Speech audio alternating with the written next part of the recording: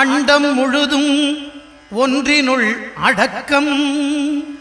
அதுவே ஆனை முகமெனும் ஓங்கார விளக்கம்.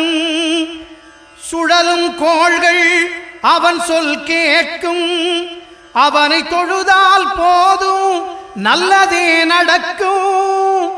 ஆனை முகனை தொழுதால் நவக்கிரகங்களும் மகிழும்.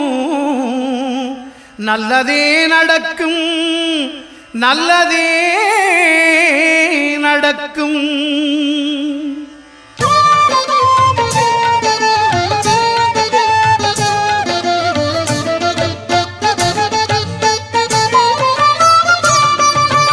ஒன்பது கோளும் ஒன்றாய் காண அங்கு கற்பகம் என்னும் கடவுளின் மெய்யில். ஒன்பது கோளும் ஒன்றாய் காண அங்கு கற்பகம் என்னும் கடவுளின் மெய்யில்.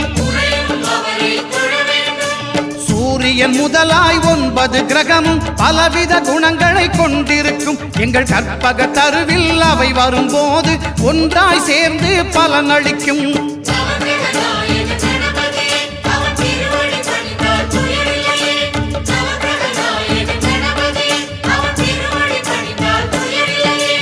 ஒன்பது கோளும் ஒன்றாய் காண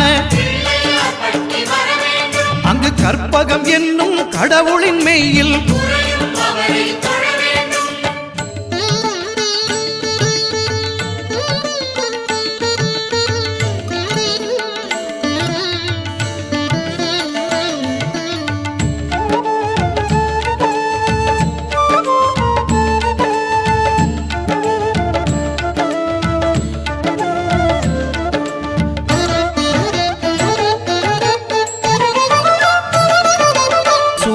பகவான் ஒளிமுகம் காண